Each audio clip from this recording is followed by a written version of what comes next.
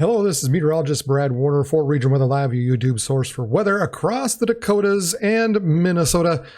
And I was kind of hoping to have a little video out just basically discussing what's been going on, kind of things going on, I guess, away from the channel and just where I'm at with Region Weather Live itself and just in general how things are going and my thoughts and my feelings on that. But there have been some social media clickbait going around that I've seen, especially across Facebook, where somebody put on there, might be the possibility of 19 to 20 inches of snow in Fargo.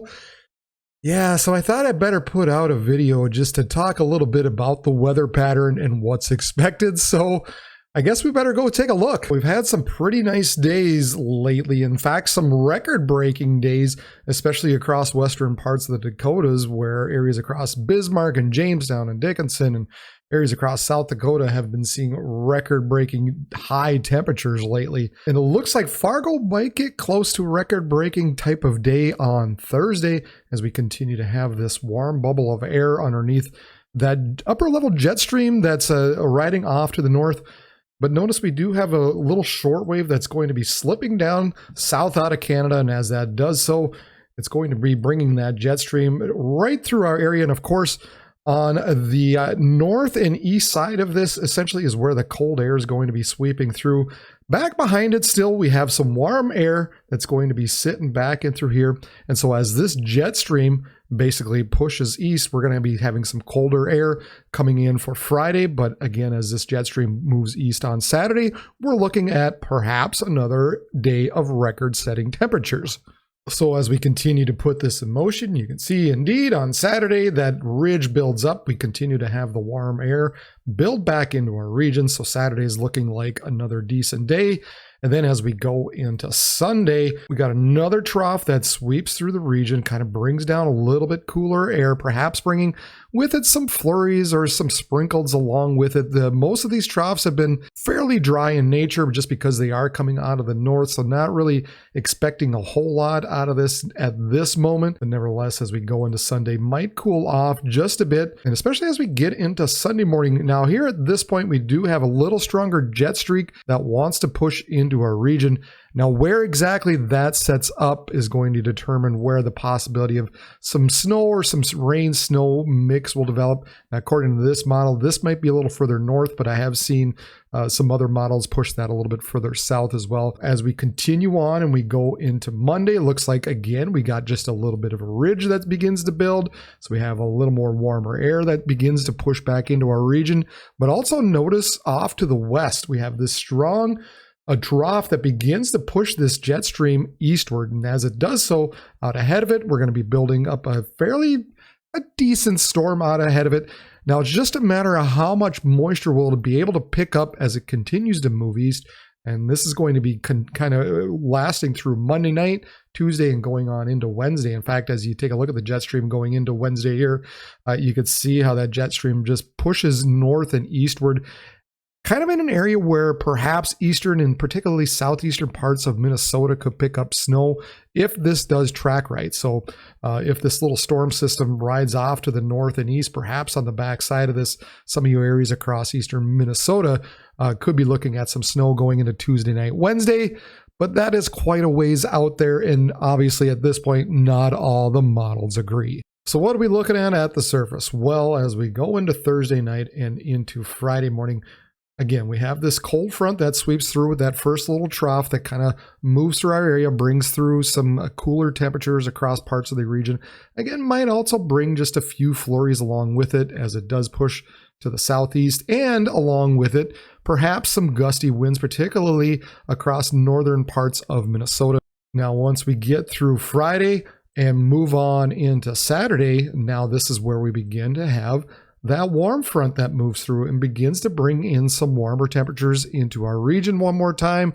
But not far behind it is that cold front that's going to be bringing, again, perhaps a little bit of flurries going into Saturday night on into Sunday as it moves through, bringing through a little more cooler temperatures, particularly across northern parts of our region.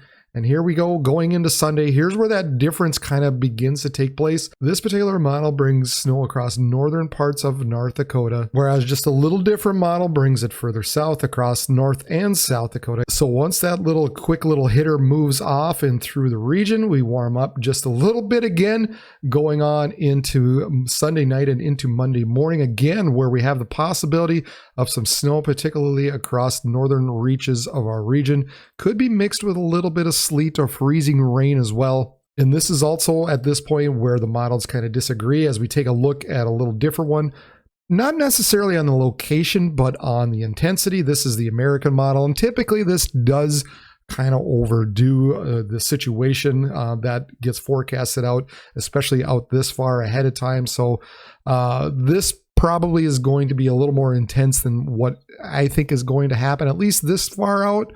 But nevertheless, just something to take a look at as we go into Monday. But now going into Monday night and Tuesday and continuing on into Wednesday, here's where you can see that big storm developing and the snow on the back side of this. Actually, we kind of get two little shots of a storm system that move through. Here we are going into Monday night and into Tuesday, where we've got snow mainly across the north, and then we've got another system pulling out of the southwest, and we've got kind of a Colorado low sort of pulling out as we go on into Tuesday night and Wednesday. And here's where you can see it, like I said, at least according to this particular model, as we get into Wednesday, where some of that snow may track across Minnesota throughout the day and could be fairly windy as well. Now, again, way out there, not all the models agree on this. You take a look at a little different model here as we go into Tuesday night and Wednesday.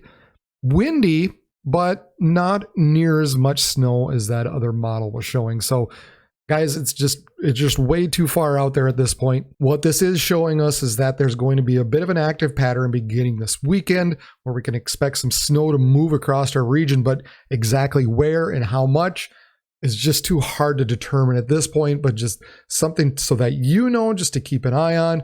But it's not looking like 19 to 20 inches though. You want to compare to what some of the models are showing through next week. I mean, at this point, it's not a whole heck of a lot. So while some areas may get snow and some areas perhaps could pick up on the amounts of 4 to 5 to even 6 inches, we're not seeing at this point any large scale storm system, winter system moving across our region at this point. Even if we go beyond that storm system and move that on and out of the way, we really don't have anything on the forecast, on the horizon beyond this coming weekend into the beginning of next week. So that's what things are looking like right now when it comes to that little bit of an active period. Now with that, we're going to be looking at kind of a swing of temperatures.